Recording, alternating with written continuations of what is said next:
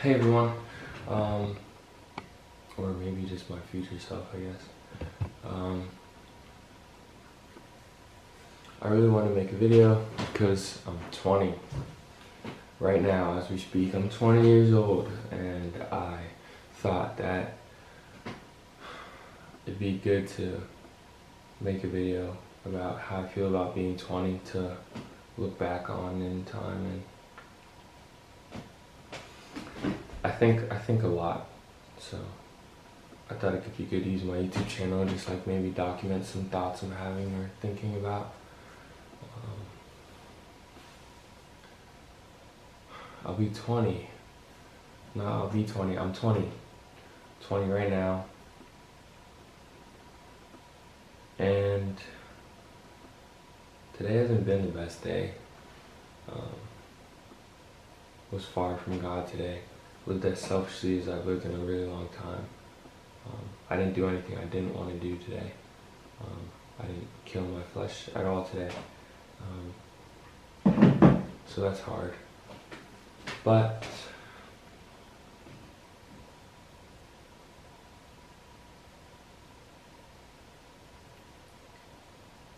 I think if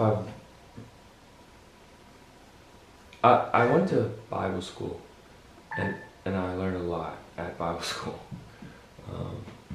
And one thing I learned was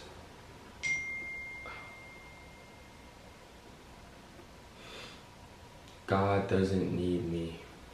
And everybody says that, and I know it, but it's hard to believe it sometimes. And I'm not perfect, and everybody says that, and everybody knows that, but it's hard, because then you get into certain situations, you don't have a perfect answer, and it's so frustrating. Or you think about the future, and you don't know what's going to happen, and it's so frustrating. I definitely just saw it in my own life. I just saw so many situations where I didn't have a perfect answer. I broke up with a girl that I really loved and really cared for. I was with her for 2 years, and that was my first girlfriend, and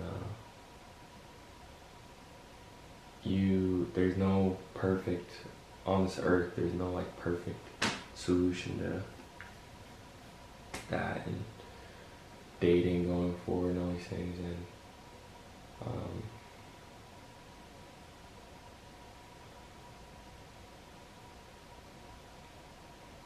and I just saw my own weakness so much,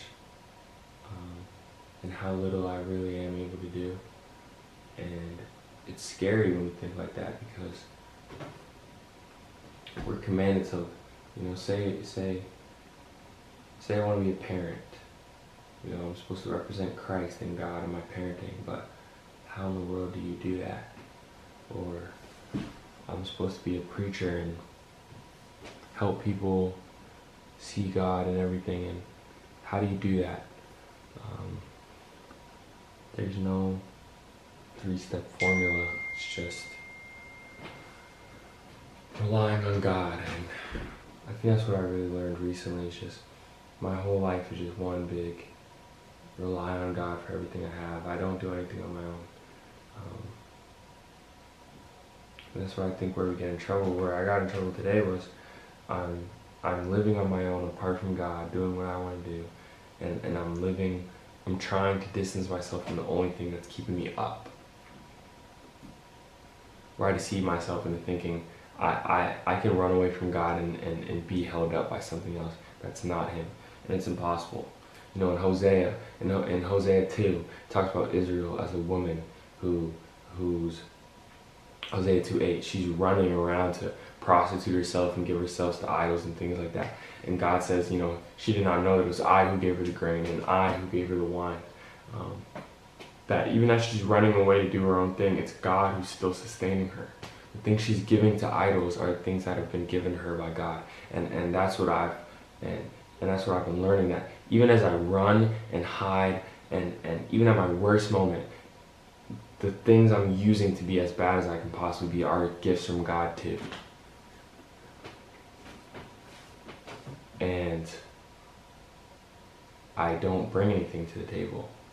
He brings it all. And he allows me to take, to drink from his cup and share in it and sit at his table, but it's all him. He's doing everything.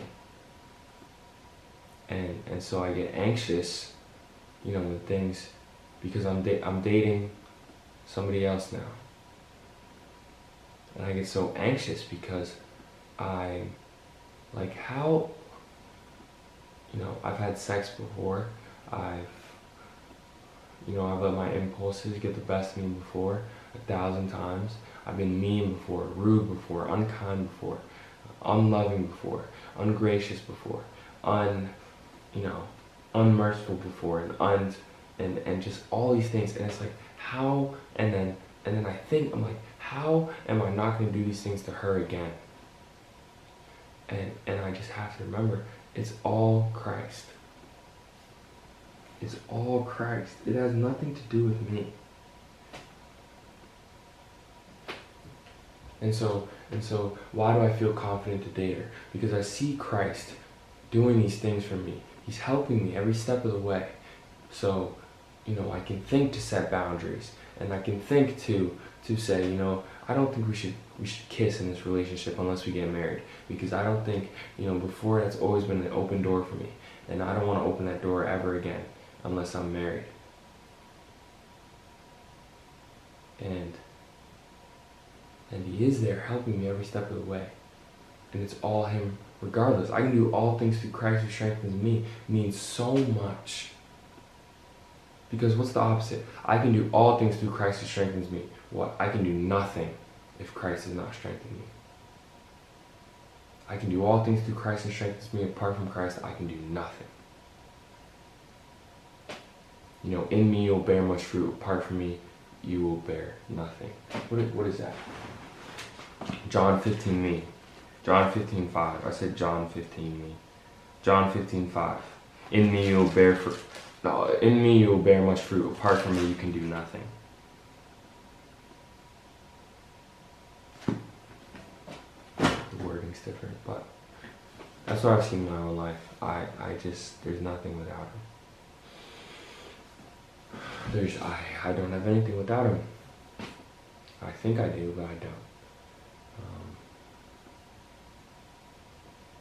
And that's really hard, because I want to have control so bad. I want to be the one.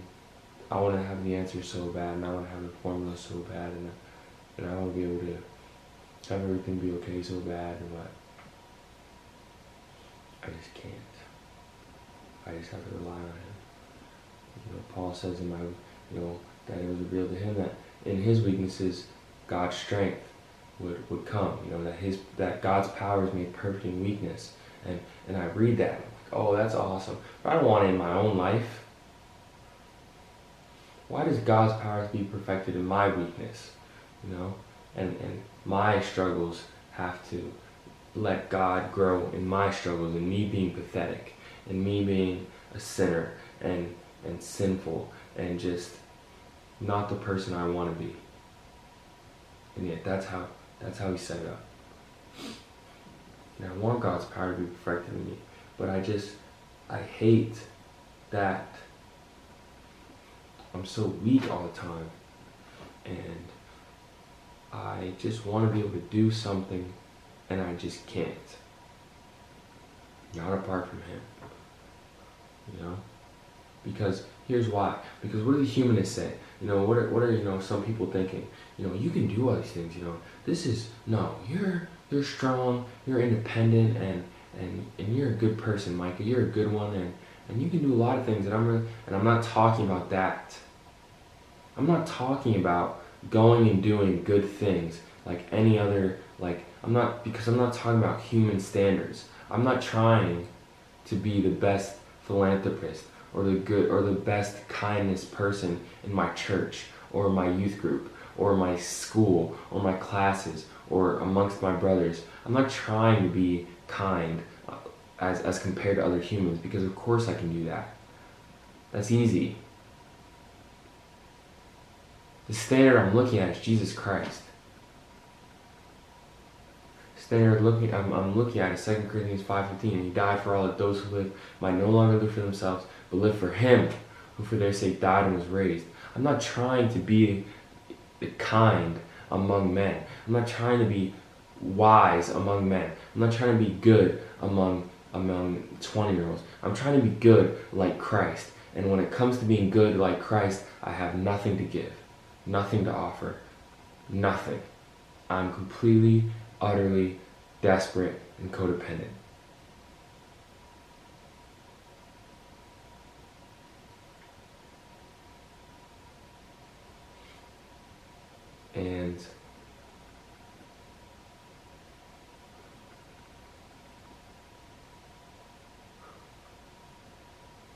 And I want to be like him. Because he's all that matters. You know, I can be kind among men and I'll still die and go to the grave. I can be rich among men and I'll still die and go to the grave. I can have 1,000,000 girlfriends and still die and go to the grave. I can be good looking, charming, an athlete, all these things, and still go to the grave and die and nobody will remember me in 200 years. Less than that. I don't want to work for that. I don't want to work my whole life for a grave. So everything I work for can go to somebody else. I want to work for the only one who's promised that he has something greater than this life. That when this life ends, that won't be the stop sign. It'll just be a halt. It'll be a bump in the road. And then I'll get to be with him. That's what I want. That's what I want. I want to be with him. I want to live forever. And I don't care. He gets all the glory. That's the thing about Christianity. Jesus gets all the glory and he's worth it. That's the thing. He's worth it. I don't need people to know my name. Because knowing my name and you don't know Christ is absolutely useless because I can't help you get to heaven. I can't help you be set free. I can't help you. I'm not the light of the world. I can't help you see out of darkness. I can't help you do any of these things. But he can. He really can. And so I want to glorify him. You know, I want to live forever, not because I'm some great man, but because I get to be with him. I get to serve him. And I get to hug him and see the nails in his hands and his feet and hug him and thank him for everything he's done for me. And every sin and every mistake. And when I live days like this and just do everything I want to do, he forgives me anyway. And I told him I would live for him. And today I did. I just lived for me. And tomorrow he'll still help me. And he'll still be there to pick me up on my birthday. And I'll be 20. And I'm 20 and I don't hate myself anymore. And I don't want to change everything about myself. And I'm not endlessly trying to be what the world wants me to be anymore. I just want to be like Christ. And I'm happy. And I have good things. And I have good friends. And I know I'm loved not because of the world, not because I have some self-love, but because I know God loves me so much he sent his son for me. And because of that, I want to push forward to be like him. And that's what I'm excited for, to be 20. To give him everything I have. I don't really care about too much. Except that. Give him everything I have. I want him to have everything I can give. Everything I can offer. Because he was the king of the universe. He is the king of the universe. And he stepped down and he had to eat and he had to sleep and he had to drink water and he had to feed people, and he had to hear people complain and spit on him and mock him and punch him in his face, and he did it all for people like me. And what else is there to do if he really did that for me? And if you don't believe, that's fine. A lot of people don't. But I struggled not believing at one point too, but every single thing he said, he came through on it. And he said those who the Son sets free are free indeed. I haven't watched pornography in maybe 140 days.